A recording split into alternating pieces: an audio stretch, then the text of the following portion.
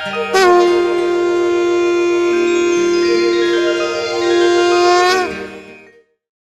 ओम। मुखम सौमित्रिवत्सलः। मुख, मेरे मुख की रक्षा ये सौमित्रिवत्सल राम जी करें। मुख के दो अर्थ आज तक हमने देखे। मुख शब्द के अनेक अर्थ हैं। हर एक अर्थ देखने लगे तो यदि हम कई वर्ष बीत जाएंगे।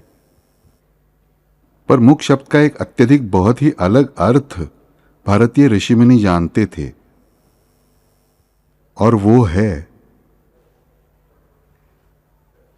हम बहुत स्थानों पर एक शब्द पढ़ते हैं, सहस्त्र मुखों के शेष। सहस्त्र मुखों के शेष किसका भी वर्णन करते हुए हम कहते हैं कि शेष भी थक जाएंगे। अनंत मुख है उनके, इसलिए हम उन्हें अनंत कहते हैं। अनंत चतुर्दशी, कितने लोगों को पता है कि यह शेष का जन्मदिन है, शेष की पूजा करने का दिन है। अनंत की पूजा यानी शेष की पूजा। पर उन शेष के सहस्त्र मुख, अनंत मुख, उन शेष के ही अवतार होने वाले सौमित्र अर्थात लक्ष्मण जी और तुलसीदास जी हो, एकनाथ जी हो, सभी कहते हैं कि इन भगवान का वर्णन करते हुए शेष भी थक जाते हैं, उनके अनंत मुख भी थक जाते हैं। ऐसे अनंत मुख कौन से हैं, ये हमें बड़ा सवाल होता है। अनंत मुख, सहस्त्र मुख, हजारों मुख यानी क्या? हमें साथ ही ये बताया जाता है कि विष्णु सहस्त्र नाम ये शेष सदैव गाते हैं, यानी हजार के हजार नाम जो है विष्णु जी के, वे एक ही समय पर सभी के सभी मुख गाते हैं। यानी कैसे? तो पहले मुख में पहला नाम है, दूसरे मुख में दूसरा नाम है, तीसरे मुख में तीसरा नाम है। इस क्रम से, क्रमबद्धता से, क्रम विकास से 1000वें मुख में 1000वां नाम है। यानी एक ही समय पर विष्णु सहस्त्र नाम ये शेष उच्चारण करते हैं। ये विष्णु सहस्त्र नाम की महती। इसलिए हम कहते हैं कि देखते हैं कि साई सच्चरित्र में साईं बाबा भी श्यामा को विष्णु सहस्त्र नाम की पोथी आग्रहपूर्वक देते हैं कि नहीं, ये पढ़ो, एक एक अक्षर पढ़ते जाओ, फिर लाभ होगा। इस सहस्त्र नाम का महत्व बताते हुए बाबा कहते हैं कि जब मेरे पेट में कुलबुलाने लगा बच्चों, तब भी मैंने ये सहस्त्र नाम की पोथी हाथ में ली और मेरा पेट दर्द रुक गया। जी घबरा गया था, ऊपर का ऊपर, नीचे का नीचे रह गया था। और मुझे बचाया किसने? तो विष्णु सहस्त्र नाम ने बचाया। क्यों? विष्णु सहस्त्र नाम नित्यत्व से गाया जाने वाला ओमकार जैसा ही एक मंत्र है। ओमकार ये नित्यत्व से प्रकट होता रहता है।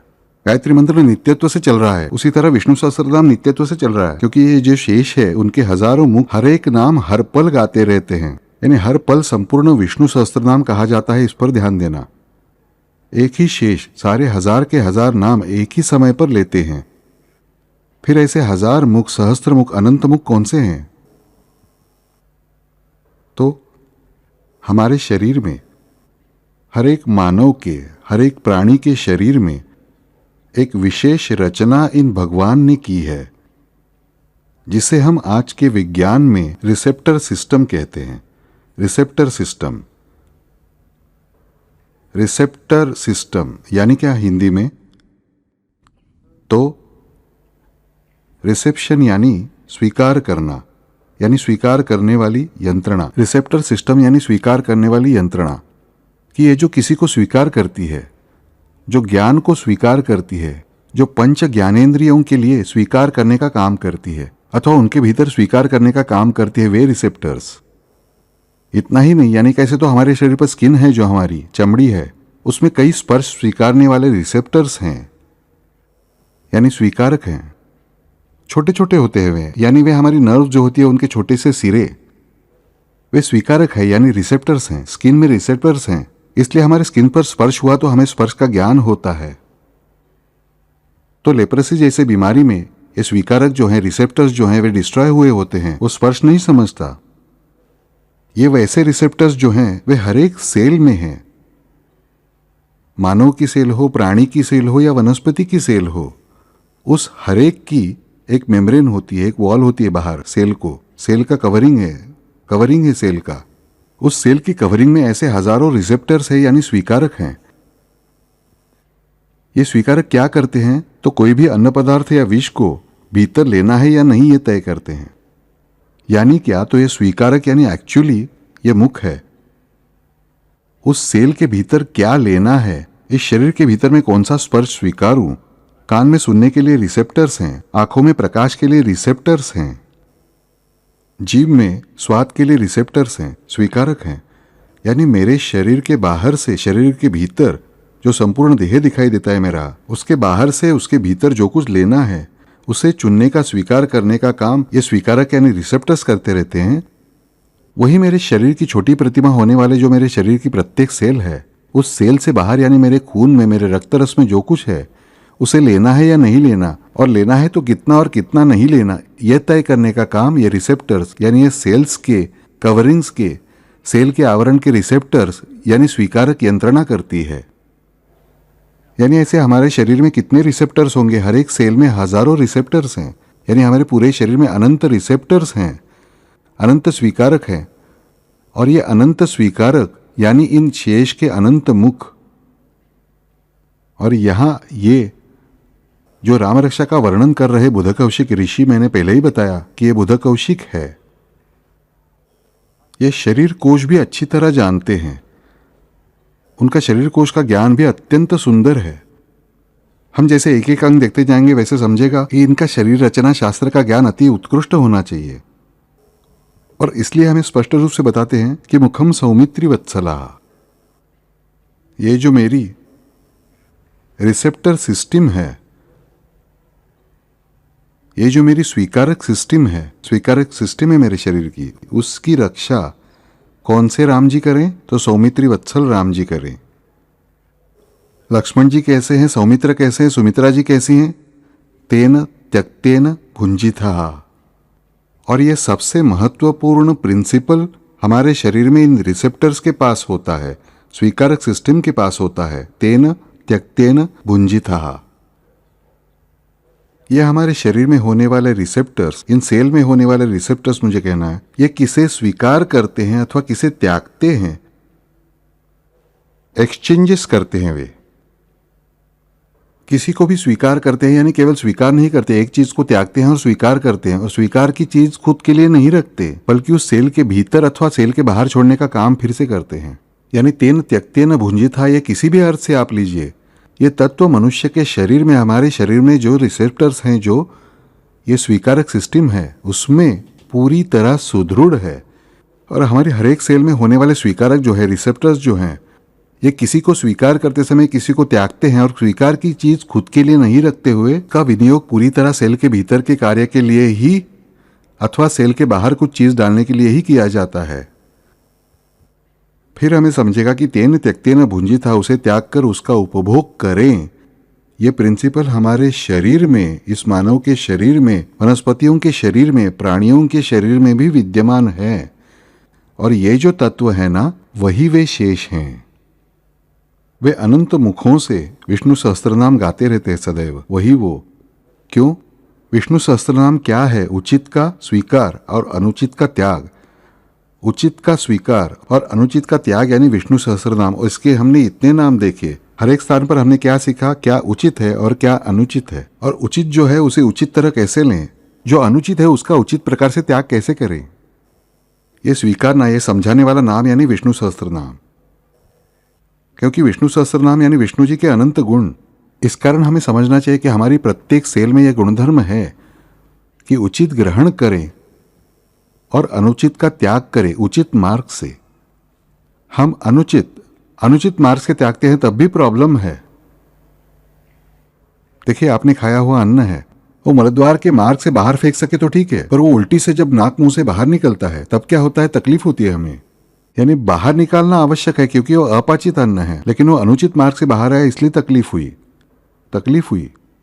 यह हमें समझना चाहिए। अर्थात उचित चीज उचित मार्ग से लेना, अनुचित चीज उचित मार्ग से बाहर निकालना।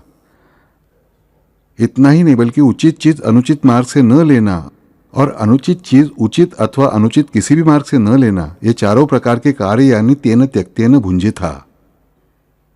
ये चारों प्रकार के कार्य फिर से बताता हूं, सुनो। उचित चीज उचित मार्ग से लेना, उचित चीज अनुचित मार्ग से न लेना, अनुचित चीज अनुचित मार्ग से न लेना, अनुचित चीज उचित मार्ग से भी न लेना, अनुचित चीज उचित मार्ग से ही बाहर निकालना, अनुचित चीज अनुचित मार्ग से बाहर न निकालना। ऐसे 1, 2, 3 नहीं 6 प्रकार के कार्य, सभी के सभी कार्य हमारी स्वीकारक सिस्टम शरीर की करती है। हमारे सेल में, हर एक सेल में स्थित स्वीकारक सिस्टम यानी हमारी रिसेप्टिव सिस्टम ये कार्य करती है। और कब करती है? हमारे अनजाने में करती है, यानी हमारे ध्यान में आएगा हमारे भगवान ने हमारा देह बनाया कैसे है, तो वो अनुचित किसी भी तरह प्रवेश न करे ऐसा बनाया है। और हमारी सेल यानी हमारे मस्तिष्क की सेल भी है, अर्थात हमारी प्रत्येक सेल में यदि ये सिस्टम परमेश्वर ने बनाई है, बिठाई है कि उचित मार्ग से उचित कैसे स्वीकार करना है, और बाकी के सभी जो 5 प्रकार है उन्हें अनुचित कह के त्याग दिया है, हमारे शरीर में उसका उपयोग नहीं किया गया है। यानी हमारे भगवान का अकारण कारुण्य कहते वो यही है। हम कितने भी नालायक हो फिर भी हमारे शरीर में परमेश्वर ने हर एक शरीर में जो यंत्रणा बनाई है वो कैसी बनाई है, तो उचित का उचित प्रकार से स्वीकार करने के लिए ही बनाई है। हम मानव उसे बर्बाद करते हैं, हम मानव उसे बर्बाद करते हैं। अनुचित बातें अनुचित तरह त्याग कर, अनुचित बातें उचित प्रकार से न त्याग कर, उचित बातें अनुचित मार्ग से लेकर, अनुचित बातें अनुचित मार्ग से लेकर हम त्याग देते हैं विविध प्रकार से। लेकिन उचित बातें उचित मार्ग से स्वीकार कर हम कभी भी उसका उपयोग नहीं करते, जो एक्चुअली हमारे लिए नेचुरल है, नैसर्गिक है। ध्यान में रखिए, अच्छा बर्ताव करना यह मानव के लिए नैसर्गिक बात है। हमें लगता है कि कलयुग है, बुरा बर्ताव करना नैसर्गिक है, नहीं। परमेश्वर ने हमारे देह की रचना ही ऐसे बनाई कि प्रत्येक सेल जो है, every cell has been constructed like that. प्रत्येक सेल की मेरी रचना ऐसी है। वैदिक शास्त्र हमें बताता है कि उचित आचार सुखद ही है, उचित आचार से ही सुखी होने वाली ऐसी सिस्टम है। और ये जो हमारी रिसेप्टर सिस्टम है उसकी रक्षा करे, कौन करे? तो सौमित्री वत्सल राम जी आप कीजिए। यानी हम जो कुछ रिसीव करेंगे, हम जो कुछ स्वीकार करेंगे, उचित बात का उचित मार्ग से स्वीकार करेंगे, ऐसा होगा। कितनी बड़ी बात मांगी है मुझे बताइए। अरे दिस कवर्स एवरीथिंग। हमें समझना होगा, ये एक मांगा ना बच्चों पूरी राम रक्षा को नहीं, पूरे ब्रह्मांड विस्तार को व्याप कर शेष रहेगी। ब्रह्मांडा भोवते वेढे वज्रपुच्छे करू शके, त्यासी तुलना कैची ब्रह्मांडी पाहता नसे। ऐसी जो हनुमान जी की पूछ, हनुमान जी की पूछ जैसी ही विकसित होने वाली ये प्रार्थना है। ये प्रार्थना कैसी? मुखम सौमित्री वत्सला, कि मेरा हर एक रिसेप्टर, मेरी हर एक सेल में जो है उसकी रक्षा ये सौमित्री वत्सल राम जी यानी तेन तक्त्येन भुंजी था, इस तत्व की जिन्होंने मेरे शरीर में, इस तत्व की जिन्होंने मेरे शरीर में रचना की है, बनाया है, वे राम जी मेरी रक्षा करें। और मुझे बताइए, मेरी सेल्स में दिमाग की सेल्स है ही, मेरे दिमाग की सेल्स जो विचार करेंगी, जिस विचार को भीतर स्वीकारेंगी अथवा जो विचार बाहर निकालेंगी यानी लोगों को देने के लिए अथवा फेंकने के लिए, वे सभी कैसे होंगे? मेरे मन के विचार, मेरी बुद्धि के विचार, ये हर एक बात ये संरक्षित होगी। और रक्षा किसके द्वारा, संरक्षण किसके द्वारा? तो साक्षात सौमित्री वत्सल राम जी से, यानी त्याग से प्रेम करने वाले राम जी से। किसका त्याग करना है, किसका नहीं, यह हमें किसी को सिखाना नहीं पड़ता, क्योंकि परमेश्वर ने हमारे शरीर में ही वो रचना बिल्कुल हमारे जन्म से ही निर्माण कर रखी है, प्राणियों में भी और वनस्पतियों में भी। इसीलिए ध्यान में रखिए, मैं तुमसे बार बार कहता हूं कि प्राणी, यहां तक कि अपने बिल्ली के बच्चे को घर पर पाला है, उसे जन्म देते ही मां से दूर किया, कभी भी उसे चूहा मारना कैसे नहीं सिखाया, दूध पिलाकर पाला, फिर भी उस बिल्ली के सामने चूहा आते ही वो बिल्ली उस चूहे पर लपकती ही है। एक जंगल से हिरन उठाकर तुम दूसरे जंगल में छोड़ो, वहां उस जंगल जैसी घास नहीं है, वो हिरन उसके खाने योग्य घास ढूंढ ही लेता है। सिंह कद्दू, लौकी, करेला, चिचिंडा, आम खाता नहीं। बिल्कुल हापुस आम रखिए बिंदास शेर के पास, मुंह तक नहीं लगाएगा। बराबर, क्योंकि वो जानता है, क्योंकि उसमें जो रिसेप्टर सिस्टम जो है प्राणियों में स्थित और वनस्पतियों में स्थित, वो अविकृत है। और हम ये नहीं जानते, क्योंकि मनुष्य के पास कर्म स्वातंत्र्य होने के कारण हम हमारी ये रिसेप्टर सिस्टम जो भगवान ने बनाई है उसे हम विकृत बनाते रहते हैं। इसलिए अच्छा बर्ताव करना यह मनुष्य का सहज धर्म है। जिस तरह चूहा देखने पर चूहे को खाना ये बिल्ली का सहज धर्म है, हर रोज उदय और अस्त होना ये सूर्य पृथ्वी का रिश्ता अखंड है, उसी तरह अच्छा बर्ताव करना यह मनुष्य का वास्तव में अखंड धर्म है, असली धर्म है। लेकिन हमें वैसे दिखाई नहीं देता। इसका अर्थ हमें समझेगा कि हमने स्वयं और आसपास के लोगों ने कितनी हमने हमारी खुद की शरीर रचना विकृत बना रखी है। परमेश्वर का अकारण कारुण्य हमने व्यर्थ गंवाया है। और इसीलिए बुध कौशिक जी जैसे ये महान दृष्टा ऋषि मांगते हैं, मुखम सौमित्री वत्सला, मेरे हे परमेश्वर, हे राम जी, मेरी रिसेप्टर सिस्टम की आप रक्षा करें। नहीं, मैं अनुचित कुछ लूंगा ही नहीं, और मैं उचित केवल उचित मार्ग से ही लूंगा। यही सच्चा सुख है, आपसे कहता हूं बच्चों। अनुचित बातें जब हम स्वीकारते हैं ना, उस पल के लिए हमें बहुत अच्छी लगती है, पर बाद में वो बुरा करने वाली ही होती हैं। क्यों? इसका कारण आज हमें समझेगा। हमारे शरीर में ही परमेश्वर ने ऐसी रचना कर रखी है कि कोई भी बुरी बात कभी न घटे। इसलिए याद रखना बच्चों, हमें बार बार बापू समझाते हैं कि जीवन में चाहे कितनी भी बुरी घटना घटे, तभी परमेश्वर को दोष मत देना।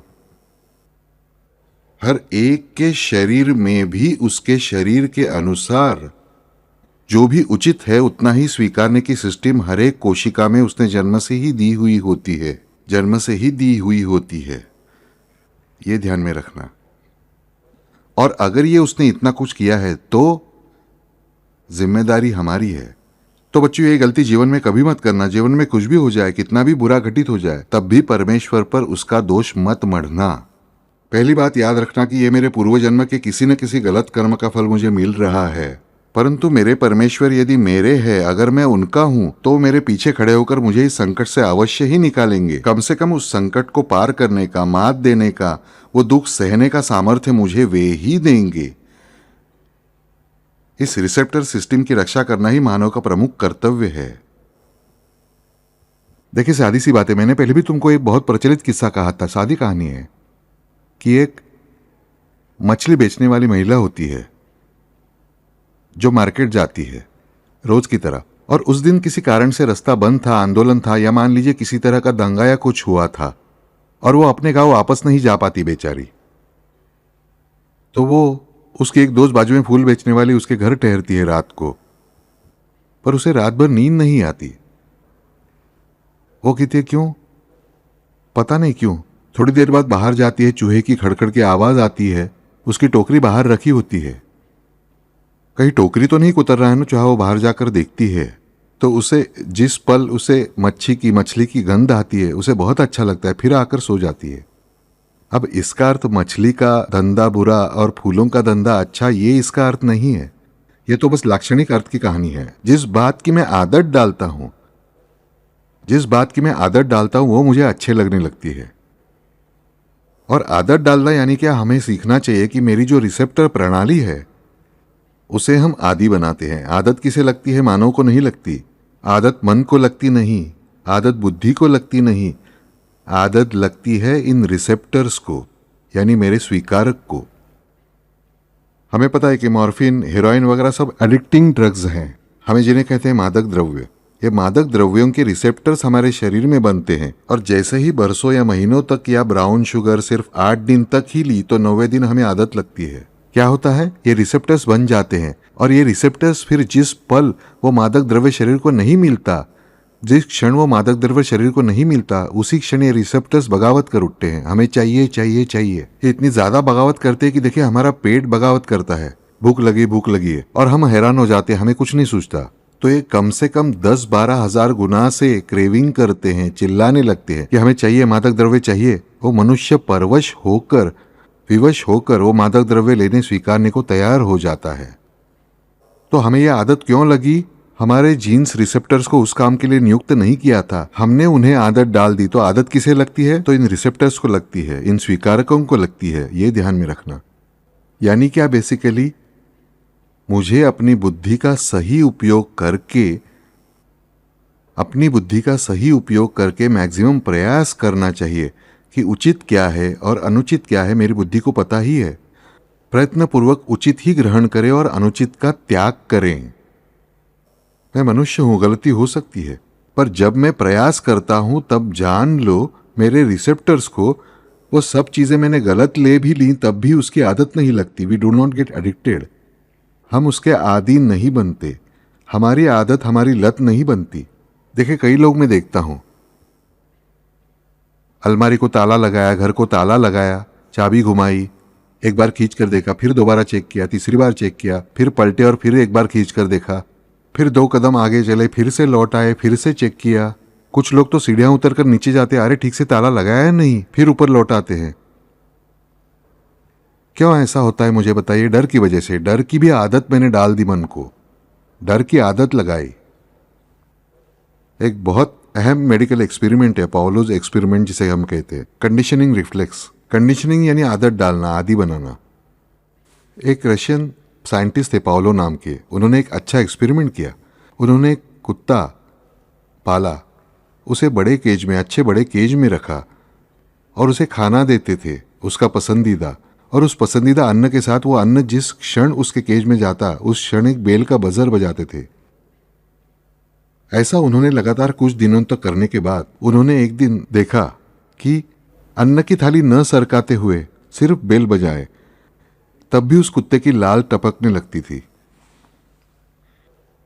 इसका अर्थ क्या? ही गॉट कंडीशन्ड कि भूख, अन्न आना, मेरी भूख मिटना, मेरा पसंदीदा खाना आना, इसका संबंध मेरे मन ने जोड़ दिया। किससे? उस बेल के बजने से। मेरे कान के रिसेप्टर्स और मेरे पेट के रिसेप्टर्स एक साथ काम करने लगे, मैंने डाली हुई आदत के अनुसार। यहां कुत्ता खुद को आदत नहीं डालता, हम उसे आदत डालते हैं। हमारा मन भी कुछ ऐसे ही इस कुत्ते जैसे होता है। हम ऐसे ही उन बंदरों जैसे बरतते हैं। हमें तय करना चाहिए कि हमें आदत डालनी है हमारे रिसेप्टर्स को, अच्छी या बुरी, क्योंकि मेरे मन में, मेरे शरीर में, मेरे बुद्धि में बेसिकली ध्यान में रखना सिर्फ अच्छी आदत डालने की ही यंत्रणा प्रयत्न पूर्वक निर्माण की गई होती है। बुरी आदतें निर्माण करने की संभावना भी मेरे शरीर में परमेश्वर ने नहीं रखी होती है, यही उसका कारण कारुण्य है। और इसीलिए मैं हमेशा कहता हूं बच्चों, संकट में घिरने पर मैं मैक्सिमम लोगों को देखता हूं कि प्रभु को दोष देते हैं। प्रभु आपने ये क्या किया? प्रभु ने मेरी कोई मदद नहीं की। 2 महीने से हम चलकर जा रहे हैं सिद्धिविनायक, कहाँ मुझे नौकरी दी उन्होंने? नहीं। क्यों नहीं किया? चलो आप किसी और देवी के पास चलते हैं।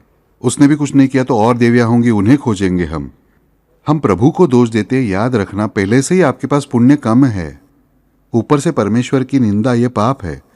और मैं परमेश्वर की निंदा करके आपके पास जो थोड़ा पुण्य है वो भी क्यों गंवा रहे हो? उसे तो संभाल कर रखना, पर वो भी हम नहीं कर पाते। और इसीलिए हमें यहाँ बुद्ध कौशिक जी ने की हुई प्रार्थना ध्यान से समझनी चाहिए कि मुखम सौमित्री वत्सलया ने मेरी हर एक सेल में रहने वाले ये रिसेप्टर्स, मेरी हर एक ज्ञानेंद्रिय में, ज्ञानेंद्रिय के लिए कार्य करने वाले ये रिसेप्टर्स, मैं स्वाद लेता हूं। हम उस स्वाद के लिए हम कितने गुलाम हो गए होते हैं। ये स्वाद भी मेरा कैसा है देखिए। परमेश्वर ने कितनी सुंदर रचना की है, पर हम कभी गौर से नहीं देखते अपनी रोज की बातों को। जीभ में भी रिसेप्टर्स है ना, स्वाद लेने वाले, हम उन्हें टेस्ट बर्ड्स कहते हैं, टेस्ट बर्ड्स। ये रिसेप्टर्स यानी स्वीकारक हैं। पर ये स्वीकारने का कार्य कैसा है देखिए। आप एक अच्छा सा पेड़ा खाइए, मीठा, अच्छा, सुंदर, आपको स्वाद तुरंत महसूस हुआ। वो स्वाद कितनी देर टिकता है? बहुत देर टिकता है। आप छोटा सा करेले का टुकड़ा लो कच्चा और चबा चबा कर खाओ। पहले तो चबा कर खाना मुश्किल है, और वो खाने के बाद फिर 10 पेड़े खा लो तब भी टेस्ट जाता नहीं। वैसे ही कसेला पदार्थ का है। कसेला पदार्थ खाने पर मुंह बहुत देर तक कसेला रहता है। आप कहेंगे बापू यहां तो प्रभु ने अनुचित किया, हमारे लिए मीठे के टेस्ट बड्स ज्यादा रखने चाहिए थे। लेकिन नहीं बच्चों, यही उचित किया। अगर मीठा ज्यादा देर तक टिका रहता और कड़वा कम देर तक टिका रहता तो हम कड़वे और कसेले पदार्थ ये ही ज्यादा खाना सीखे होते। और कसेले और कड़वे पदार्थ मेरे शरीर में वात का प्रमाण बढ़ाते हैं, रुक्षता का प्रमाण बढ़ाते हैं, लघुत्व का प्रमाण बढ़ाते हैं। इसलिए हमारी जीभ को प्रभु ने ऐसा स्वाद निर्माण किया जिसे रुक्षता, लघुता, ये बुरे गुण हैं, वे निर्माण करने वाला अन्न मानव को अपने आप ही नापसंद हो जाएगा। कई लोगों को लगता है कि हम बड़ी भक्ति से, हमारी देवी को चाहिए ना ये, इसलिए शराब रखते हैं। किसी भी देवी द्वारा इसे स्वीकारना असंभव है। और शिवजी जो भांग पीते हैं उसका नाम विजया है। भांग यानी हम जो पीस कर बनाते हैं वो भांग नहीं, ये ध्यान में रखना। हम शिवजी के नाम पर कई मनमानियां करते हैं। हमें समझना चाहिए कि शिवजी विष भी पचा सकते हैं। हमें तो सादा खाया पचाने की ताकत नहीं होती, विष क्या पचाएंगे। उनका भांग पीना अलग बात है, पर वे वो भांग नहीं पीते। उनकी भांग का वर्णन हम ध्यान से पढ़े तो समझेगा कि वो भांग अलग ही है। तो यह हमें अच्छे से पता होना चाहिए कि कड़वा स्वाद, कसेला स्वाद, कसेला यानी कषाय, इनसे मैक्सिमम वात प्रकृति मेरी बनती है। रुक्षता, लघुत्व, अनुष्णत्व उत्पन्न होता है। ये सभी स्वाद ज्यादा देर तक टिके ऐसी व्यवस्था परमेश्वर ने मेरे टेस्ट बड्स में की है, जिससे कि मैं उन स्वादों को ज्यादा स्वीकारूंगा नहीं। वही मधुर, लवण और अम्ल यानी मीठा, हल्का खट्टा और नमकीन नहीं, लवण यानी नमकीन नहीं, बल्कि जितना उचित नमक हम डालेंगे उतना ही उस प्रकार का स्वाद हमारे शरीर के लिए आवश्यक है। तो हमारी समझ में आएगा कि हमारी जीभ जो हमारा सबसे अधिक घात करती है, बोलने से भी और खाने से भी। न बोले वो बोलकर, न खाए वो खाकर, हमारी जीभ हमारी बर्बादी करती ही है। उस जीभ पर भी परमेश्वर का कितना बड़ा अकारण कारुण्य है। हम हिंदी में दूसरा एक शब्द कहते हैं, क्या इसकी जीभ में कोई हड्डी है या नहीं? अरे जीभ में किसी की भी हड्डी नहीं होती। खींच कर देखे, दबा कर देखे हर एक जन अपने अपनी जीभ, कहीं मिलती है कि हड्डी नहीं? जीभ में हड्डी होती ही नहीं। फिर हम क्यों कहते हैं कि इसकी जीभ में हड्डी नहीं? कुछ भी बोलता है। इसका अर्थ क्या है? कुछ भी बोलता है, क्योंकि जीभ में हड्डी नहीं इसलिए। और जीभ में हड्डी नहीं है, ये परमेश्वर का हम पर बहुत बड़ी उपकृति है, बहुत बड़ा उपकार है। क्योंकि यदि जीभ में हड्डी होती तो उसकी मूवमेंट रिस्ट्रिक्टेड रहती, उसकी मूवमेंट सीमित रहती। हमारी जीभ जो कुछ कार्य करती है वो नहीं कर पाती। सादी सी बात याद रखना, जीभ में ज्यादा ठंडा आपने आइसक्रीम खाए 4-5 तो जीभ सुनती नहीं, 5, 6, 7 बाद में जीभ कैसे बोलती है? हकलाने लगती है ना कुछ देर बाद। क्यों? क्योंकि उसकी मूवमेंट कम हो जाती है, इसलिए। यह सादी सी बात है। परमेश्वर ने हमारी जीभ को हड्डी नहीं दी ताकि जीभ ठीक से कार्य करे इसलिए, परंतु उसका उपयोग हम क्या करते हैं? ज्यादती करते हैं। सच में हम जितना स्वैर रूप से इस्तेमाल करते हैं, खाने में भी और बोलने में भी, जिससे हमारा नुकसान ही ज्यादा होता है।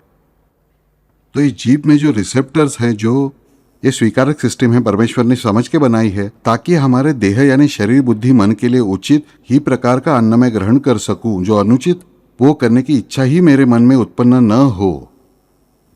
इसे कहते हैं परमेश्वर का अकारण कारुण्य। ये हमें कोई भी समझाता नहीं है। हम जब धर्म ग्रंथ पढ़ते हैं, बड़े बड़े उपदेश हमें किए जाते हैं, शराब पीना बुरा है, झूठ बोलना बुरा है। महज उपदेश से कोई सुधरने वाला होता तो पूरा भारत ऋषिमुनि बन गया होता। यानी इतना उपदेश के बोध हमें पिलाए जाते हैं। स्कूल में देखिए, हर स्कूल, अंग्रेजी हो या मराठी हो, कन्नड़ या तेलुगु या गुजराती, सुविचार लिखे होते हैं। हर रोज नया सुविचार कहां कहां से लोग इकट्ठा कर लाते हैं। बच्चों से तो हर रोज पढ़वाया जाता है, उससे बच्चे भी नहीं सुधरते, अध्यापक भी नहीं सुधरते। यानी क्या समझा? उपदेश की डोज पिलाने से कोई सुधरता नहीं, बल्कि हर किसी को यह बात ठीक से समझनी होती है, अच्छे से समझनी होती है। और वो जब नहीं समझती तभी एड्स जैसी बीमारियां पूरी दुनिया में कहर ढाने लगती हैं। जब अनुचित मार्ग का इस्तेमाल करने से मनुष्य खुद को नहीं रोकता, तब फिर वो निसर्ग उसे सजा करने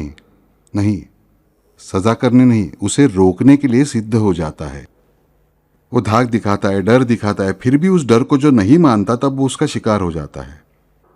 आप कहेंगे बापू, हम कुछ लोगों को ब्लड ट्रांसफ्यूजन से या किसी ऑपरेशन के समय एड्स होता है, ऐसे मामलों की संख्या 1% से भी कम होती है। ये ध्यान में रखना।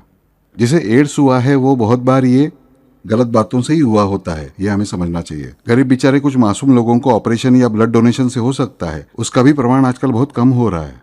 पर ऐसी आपदाएं हम पर क्यों आती है, ये हमें समझना चाहिए कि हम निसर्ग के नियमों का उल्लंघन करते हैं तभी, हम निसर्ग के नियम तोड़ते हैं तभी। और इसीलिए निसर्ग के नियम यानी नीति के नियम, परमेश्वर की नीति के नियम, और ये परमेश्वर की नीति के नियम हमें कब समझेंगे? तो जब हमें समझेगा कि परमेश्वर ने हमारे लिए क्या क्या कर रखा है। मुझे बताइए, समझो आपके घर में मैंने कंप्यूटर लाकर रख दिया, बिल्कुल आज के युग का टॉप मोस्ट कंप्यूटर, और आपको कंप्यूटर का ABCD या Z तक कुछ भी पता नहीं, तो कंप्यूटर का आपके लिए क्या फायदा? आरती उतारोगे, उसकी पूजा करोगे, आपका काम करेगा क्या? नहीं करेगा। आपके हाथ में आपके शत्रु को मारने के लिए मशीन गन दे दी, AK-47 या कोई बड़ी बंदूक दे दी, पर उसमें लॉक लगाया है और आपको पता नहीं लॉक कैसे खोले, उसका क्या फायदा? यानी हमें समझेगा कि जिस चीज का हम इस्तेमाल कर रहे हैं उसे कैसे इस्तेमाल करना है, क्यों करना है, कहाँ करना है, कब करना है, किसे करना है, किसके लिए करना है और कब नहीं करना है। इन सारी बातों की जानकारी हमारे लिए जरूरी है और यही जानकारी यानी संपूर्ण ज्ञान। अध्यात्म यानी क्या न करे इसकी लिस्ट नहीं है, ऐसा ऐसा बरते ऐसे उपदेशों के बोध नहीं है, बल्कि अध्यात्म है मुझे ईश्वर ने कैसे बनाया है, उन ईश्वर की, परमेश्वर की मुझसे क्या अपेक्षाएं हैं और उन अपेक्षाओं को पूरा करने के लिए मैं क्या कर सकता हूँ। मैं जैसा हूँ वैसा, लंगड़ा, लूला, अंधा, काना, भेंगा, मूर्ख, पापी, महापापी, घोर पापी, जैसा भी मैं हूँ वैसा भी मैं कैसे क्या कर सकता हूँ अपने जीवन का कल्याण, ये बताने वाला शास्त्र यानी अध्यात्म ग्रंथ समझना होगा। हमें नीति तत्व के बड़े डोज पिलाने वाले, ब्रह्म सत्यम जगन मिथ्या कहने वाले ये धर्म ग्रंथ नहीं है, ये हमें अच्छे से समझना चाहिए। ज्ञान हो, योग मार्ग हो, कर्म मार्ग हो, भक्ति मार्ग हो, मर्यादा मार्ग हो, जो कोई मार्ग हम चुने, पर हमें एक बात पता होनी चाहिए कि किसी भी मार्ग से हम प्रवास करें, किसी भी मार्ग से हम प्रवास करें, तब भी जब तक हम परमेश्वर ने, अमर्याद परमेश्वर ने हमारे लिए निर्धारित किए मर्यादाओं का पालन नहीं करते, तब तक हमारा नाश तय है। जो साक्षात देखे हम भक्ति मार्ग, कर्म मार्ग, ज्ञान मार्ग, फिर योग मार्ग, फिर कर्म मार्ग, फिर पुनः भक्ति मार्ग ऐसा मानते हैं, अधिक से अधिक सरल। ज्ञान मार्ग से योग मार्ग सरल, योग मार्ग से कर्म मार्ग सरल, कर्म मार्ग से यानी कर्म मार्ग से भक्ति मार्ग सरल। पर जो स्वयं ही भक्ति रूपिणी है वे सीता जी, लक्ष्मण जी द्वारा खींची गई रेखा को जब उन्होंने लांघा, उन्होंने अपनी मर्यादा तोड़ दी तो क्या हुआ? रावण द्वारा हर ली गई। तो हमें समझेगा कि मर्यादा मार्ग भक्ति मार्ग से भी श्रेष्ठ कैसे हैं। तो साक्षात जो भक्ति रूपिणी है सीता जी, उन्होंने भी जब अपनी मर्यादा को लांघा, उसी क्षण उनके नसीब में भी दुख ही आया, पति से विरह ही आया। जो स्वयं महाप्रज्ञा है, जो स्वयं मर्यादा रूपिणी है, जो स्वयं भक्ति रूपिणी है, वे भी लक्ष्मण जी ने डाले बंधन को, त्याग के बंधन को जिस क्षण उन्होंने लांघा, उस क्षण वे भक्ति रूपिणी स्वयं ही दुखी हुई, वे विभक्त हुई। इससे हमें समझेगा कि ज्ञान मार्ग से सरल कौन सा मार्ग है, तो योग मार्ग है। योग मार्ग से सरल मार्ग है कर्मयोग मार्ग, कर्मयोग से सरल है भक्ति मार्ग, और इन चारों से भी परे है मर्यादा मार्ग। जिस मर्यादा मार्ग का पालन मैं न करूं, तो सीता जी का भी क्या हो सकता है, ये उदाहरण हमारे सामने है। तो अन्य मानवों के बारे में क्या कहें। और इसीलिए जब प्रश्न उठता है कि बापू हमसे बार बार कहते कि मैं क्यों आया हूं, तो इस मर्यादा मार्ग की स्थापना के लिए आया हूं, नया कुछ भी नहीं है। राम जी ने अपने आचरण से, सीता जी ने अपने खुद के पूरक आचरण से ये प्रूव किया, ये साबित कर दिखाया कि मर्यादा, मानव द्वारा अपनी मर्यादा का पालन कर अपना जीवन सुखमय बनाना, उन अमर्याद की उपासना करना और फिर स्वयं अमर्याद होना, बेमर्याद नहीं, अमर्याद होना यानी अनंत में विलीन हो जाना, यही हमारा ध्येय होना चाहिए। इसलिए मर्यादा मार्ग यही एकमात्र हमें कलियुग से तारने वाला मार्ग है, याद रखिए। अन्य कोई भी मार्ग हमें कलियुग से तारने के लिए उपयोगी होगा नहीं। हम इसे उदाहरण के साथ समझ सकते हैं। श्री कृष्ण हमारी आंखों के सामने आते हैं।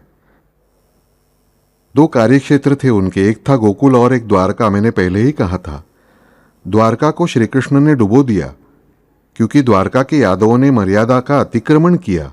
उनके हाथों में जो सत्ता आई, उस सत्ता का दुरुपयोग किया। श्री कृष्ण ने अपनी द्वारका को स्वयं ही डुबो दिया। कितना अनंत दुख सहा होगा उन्होंने, बताइए।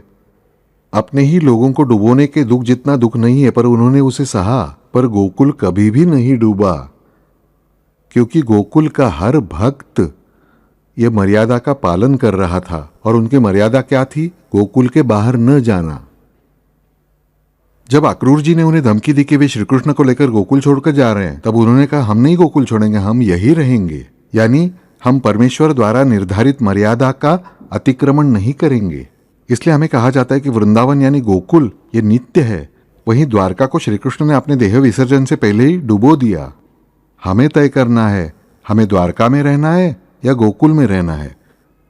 गोकुल में रहना यानी मर्यादा मार्ग से मार्गक्रमण करना, वहीं द्वारका में रहना यानी अपने अहंकार को पालते हुए अन्य किसी भी मार्ग से प्रवास करना। यह हमें समझेगा कि बापू हमें श्रीमद् पुरुषार्थ के पहले ग्रंथ में मर्यादा मर्यादा मर्यादा बार बार क्यों बताते हैं, और जो दूसरा खंड यानी प्रेम प्रवास वो मर्यादा को ही समर्पित है, केवल मर्यादा मार्ग को ही समर्पित है। हमें समझना होगा ऐसा क्यों। ये मर्यादा मार्ग जब सीता जी ने जो साक्षात महाप्रज्ञा यानी मर्यादा है, यह हमने प्रथम खंड में पढ़ा है, उन्होंने भी जब अपनी मर्यादा छोड़ी उसी क्षण उनके अवतार कार्य में बाधा आई, यह हमें समझना चाहिए। और इन मर्यादाओं का पालन करने वाले वे मर्यादा पुरुषोत्तम श्री राम, इन मर्यादाओं की रेखा खींचने वाले लक्ष्मण जी, इन दोनों के बीच का यह सूक्ष्म फर्क ध्यान में रखना। मर्यादा निर्धारित करते हैं वे लक्ष्मण जी, सीता जी को लक्ष्मण रेखा खींचकर देने वाले लक्ष्मण जी हैं, और इस मर्यादा का पालन कर दिखाने वाले राम जी हैं। वहीं इस मर्यादा का पालन करने वाली वे स्वयं मर्यादा सीता जी हैं। यह हमें समझना चाहिए। ये इन तीनों का एक दूसरे से रहने वाला नाता है। बापू सीता जी ने स्वयं ही मर्यादा का पालन नहीं किया, पर उन्होंने जो मर्यादा का पालन नहीं किया, इसलिए उन पर जो आघात हुआ, उनमें से वे अत्यंत मर्यादा स्वयं ही मर्यादा होने के कारण जगत का कल्याण हुआ। हम जब मर्यादा छोड़ेंगे तब जगत का कल्याण तो दूर रहा, हम स्वयं का विनाश कर बैठते हैं। ये हमें समझना चाहिए। और इसीलिए हमसे बापू जो जोर देकर कहते हैं मर्यादा मार्गीय बनो, इसीलिए ये कोई पंथ नहीं है, ये कोई नया धर्म नहीं है। हम जिस धर्म में हैं उसी में रहकर मर्यादा मार्ग के अनुयायी बन सकते हैं, समझना चाहिए। वो हमें प्रेम से स्वीकारने का मार्ग है, कंपल्शन से नहीं, किसी कर्मकांड से नहीं, कोई तिलक लगाकर नहीं, कोई दीक्षा देकर नहीं, ये समझना चाहिए। हमारे शरीर के रिसेप्टर्स यानी स्वीकारक, ये जो स्वीकारक है ना, वे ही हमारे शरीर की मर्यादा तय करते हैं दोनों प्रकार से। एक मर्यादा यानी लिमिटेड, चुनिंदा, और दूसरा मर्यादा यानी उचित तय करना। मर्यादा शब्द का अर्थ लिमिटेशंस नहीं है। मर्यादा शब्द का अर्थ लिमिटेशंस बिल्कुल भी नहीं है, अर्थ है उचित, उचितता। मर्यादा यानी उचितता। उचित और अनुचित के बीच की सीमा रेखा यानी मर्यादा। हम मर्यादा का अर्थ अंग्रेजी में लिमिटेडनेस कर सकते हैं, लिमिटेड, सीमित इस अर्थ से नहीं। मर्यादा यानी उचितता, यानी हमारे शरीर के सारे रिसेप्टर सिस्टम जो है, ये सिस्टम हमें क्या सिखाती है कि बच्चों, आपके लिए मर्यादा मार्ग का पालन करना आवश्यक है। ये रिसेप्टर्स हमें हमेशा उचित अवस्था में रखने का प्रयत्न करते रहते हैं। अब बापू हमें ये समझ में आ गया है, हमारे शरीर में भी एक स्वीकारक प्रणाली है, रिसेप्टर सिस्टम, जो हमारी सेल्स में भी मौजूद है। हमें मानवों को इसका उपयोग है, पर ये बापू प्राणियों को क्यों दी, अमीबा को क्यों दी, पेड़ पौधों को क्यों दी? उन्हें कोई कर्म स्वातंत्र नहीं है, बराबर है। उन्हें कर्म स्वातंत्र न होने के कारण ही, ध्यान में रखिए, उन्हें अपने रिसेप्टर्स बदलने का भी सामर्थ्य नहीं है। कर्म स्वातंत्र का अर्थ यह हमें समझना चाहिए कि प्राणी जगत और वनस्पति जगत, इस जगत को अपने रिसेप्टर्स यानी स्वीकारक जो हैं, उनकी वृत्ति बदलने की ताकत उनमें नहीं। मानव के पास हमारे अपने स्वीकारक यानी रिसेप्टर्स की वृत्ति बदलने की ताकत है। यही मानव और प्राणियों के बीच का फर्क हमें समझना चाहिए। यही मानव और प्राणियों के बीच का फर्क है। मानव, प्राणी, वनस्पति, इनमें फर्क क्या है? तो चेतना वही है, पर फर्क ये है, कर्म स्वातंत्र बापू हमें कहते रहते, यानी क्या? तो हमें खुद को आदत डाल सकते हैं, अपने मन को, अपनी बुद्धि को, अपनी हर एक कोशिका को हम आदत डाल सकते हैं। हमारे रिसेप्टर्स को भी हम आदत डाल सकते हैं। वो काम समझबूझ से कोई भी प्राणी या वनस्पति कर ही नहीं सकते। इसी का अर्थ मानव को कर्म स्वातंत्र है और बाकी की योनियों को, किसी भी योनि को कर्म स्वातंत्र नहीं है। तो फिर हमें समझेगा कि हम पर कितनी बड़ी जिम्मेदारी है, और साथ ही उस जिम्मेदारी से भी अनंत गुना बड़ी कितनी परमेश्वर की करुणा हमारे शरीर के रिसेप्टर्स के रूप में विद्यमान है, स्वीकारक के रूप में विद्यमान है, स्वीकारक के रूप में। बोलचाल में भी हम कहते हैं ना, जीभ का इस्तेमाल हम करते तब कहते हैं उसकी जीभ ना बहुत तीखी है, उसकी जीभ ना बहुत कड़वी है, बहुत खट्टा होता है मुंह उसका, चेहरा देखो कभी भी खट्टा। हमारे ये स्वाद मानव के चेहरे से, मानव की वृत्ति से जुड़ी होती है। इसका अर्थ मीठा खाने वाले मनुष्य का स्वभाव मीठा होगा, ऐसा बिल्कुल भी नहीं। ये भी हमें समझना चाहिए। नहीं तो लोग अपना स्वभाव मीठा करने के लिए ज्यादा मीठा खाना शुरू करेंगे। ज्यादा मीठा खाएंगे, कसरत नहीं करेंगे, डायबिटीज होगा तो मुझे दोष देंगे, बापू आपने ही कहा था। But at the same time definitely मैं आपसे कहता हूं कि कसैले, कड़वे और तीखे का अधिक सेवन करने से हम अपने शरीर में अनेक व्याधियां उत्पन्न करते हैं। इसलिए हम अपनी जीभ के इस्तेमाल के बारे में बोलते समय अपनी भाषा में, अपनी मातृभाषा में कहते हैं कि उसकी जीभ ना बहुत तीखी है, उसकी जीभ कड़वी है। कितने कड़वे शब्द बोलता है। कटु वचन कभी न बोले, कड़वे वचन कभी न बोले। क्यों? ये हमें यहां समझना चाहिए, क्योंकि आखिर में ध्यान रखना बच्चों, कड़वा जब तुम बोलते हो, कड़वा जब तुम दूसरे को बोलते हो, तब उसका स्वाद तुम्हारी जीभ चख ही रही होती है। तुम तीखा दूसरे को बोलते हो, तब उसका स्वाद तुम्हारी जीभ भी चख ही रही होती है, क्योंकि जिस जीभ से तुम वो बोलते हो उस जीभ में रिसेप्टर्स लगे हुए हैं। और इसीलिए हम जब दूसरों के लिए ऐसे कड़वे शब्दों का इस्तेमाल करते हैं, उस कड़वाहट का इफेक्ट उस व्यक्ति पर होगा, उससे ज्यादा मुझ पर होता है। और उसे फर्क क्या पड़ता है सिर्फ सुनने का कड़वे शब्द। उसने तय किया दिल पर नहीं लूंगा तो उस पर कोई परिणाम नहीं होगा, यानी मेरे शरीर के रिसेप्टर्स पर ही परिणाम होने के कारण मेरे शरीर में अपने आप वात उत्पन्न होता है। यह हमें समझना चाहिए। कहावतें यूं ही नहीं आई है, हमारे पूर्वजों ने अनुभव के आधार पर बनाई है, पर हम उन पर ध्यान नहीं देते। तेन त्यक्तेन भुंजिता, ऐसे है लक्ष्मण जी और ये सुमित्रा जी। इनसे बेहद प्रेम, वात्सल्य, पुत्रवत प्रेम करने वाले ये राम जी मेरे मुख की रक्षा करें। विभिन्न प्रकार से हमें इन बुध कौशिक जी ने बताया है। अब बिल्कुल अंतिम एक छोटा सा चौथा अर्थ तुम्हें बताता हूं कि मुख यानी नदी समुद्र में जहां प्रवेश करती है उस स्थान को मुख कहते हैं। मुझे लगता है जिन्होंने पंचशील की प्रैक्टिकल परीक्षा दी उन्हें पता होगा, मैंने सिखाया है कि नदी का मुख यानी क्या। नदी का उद्गम जहां होता है उसे मुख नहीं कहते। नदी समुद्र में जहां मिलती है उस भाग को मुख कहते हैं। अब मैंने मान लो आपसे पूछा कि भाई जैसे स्कूल में होता है ना, ट्रू और फॉल्स, यानी सही या गलत, ऐसे टिक मार्क करें। फिर मैं तुम्हारी आज परीक्षा लेता हूं कि दो वाक्य हैं कि एक मनुष्य ने उसी गंगा नदी में 8 बजे और 8:15 बजे इस तरह 2 बार पांव डुबोए। वाक्य सही है या गलत? नदी में वो जाकर आया, उसने 2 बार पांव डुबोए, 8 बजे और 8:15 बजे। ये वाक्य सही है या गलत? अरे मैं कह रहा हूं तो जानबूझकर उल्टा उत्तर मत दीजिए। पहली नजर में क्या लगता है ये वाक्य? गंगा नदी वही है या नहीं? पांव डुबोने वाला भी वही है, उसके दोनों पांव भी वही है, समय भी बिल्कुल सही है, ये मैं कह रहा हूं। फिर भी ये वाक्य गलत ही है, क्योंकि उसने 8 बजे जिस नदी में पांव डुबोए वो नदी 8:15 को तो क्या 8:02 पर भी वही नहीं है। नदी का पात्र वही है, नदी वो नहीं है, ये समझ लो।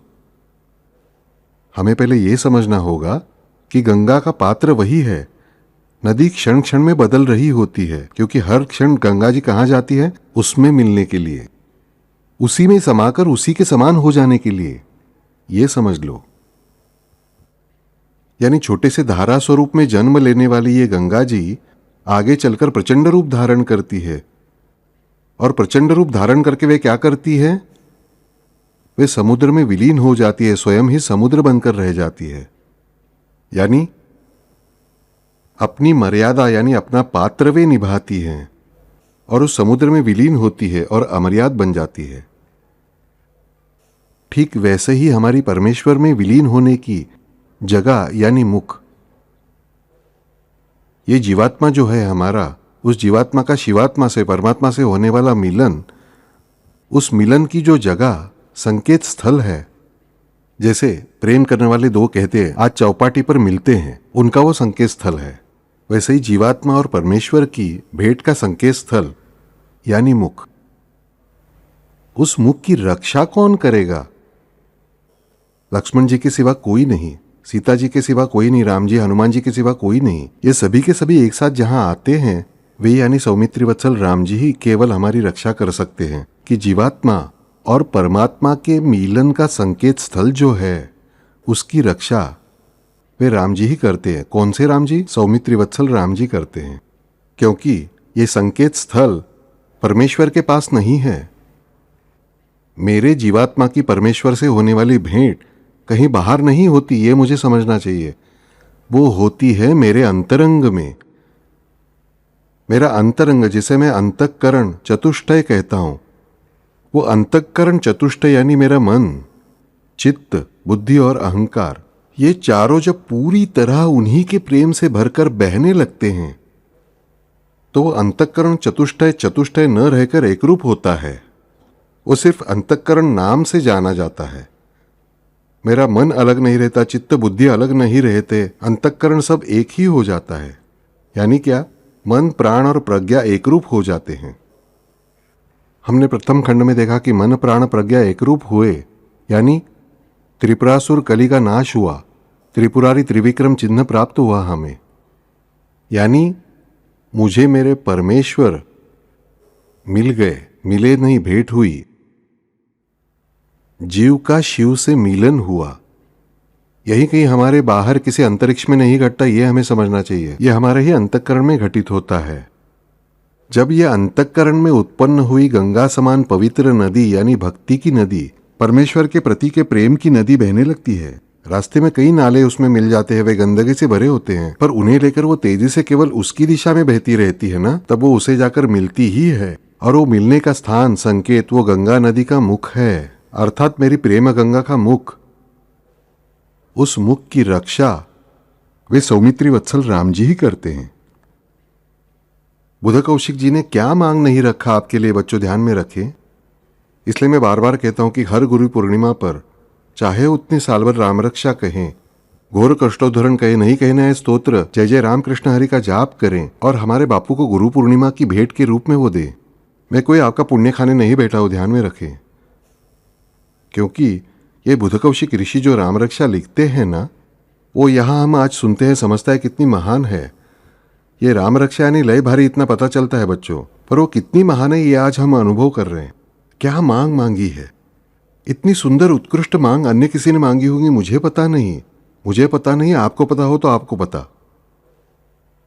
कौन सी बात बाकी रखी मांगने के लिए आपके लिए, मुझे बताइए। और वो भी हमें भिखारी नहीं बनाया उन्होंने मांगते याचना करते समय, वे हमें अवगत करा रहे हैं कि आपका अधिकार क्या है। अच्छा बर्ताव करना ये आपका अधिकार है। जैसी मेरी दो आंखें हैं तो देखना ये मेरा अधिकार है, वैसे ही मेरे शरीर की रिसेप्टर सिस्टम, स्वीकारक सिस्टम केवल उचित का ही स्वीकार करने वाली होने के कारण अच्छा बर्ताव करना मेरा अधिकार है। बुरा बर्ताव करना तो मेरा अधिकार ही नहीं है, वो मेरा स्वभाव ही नहीं है।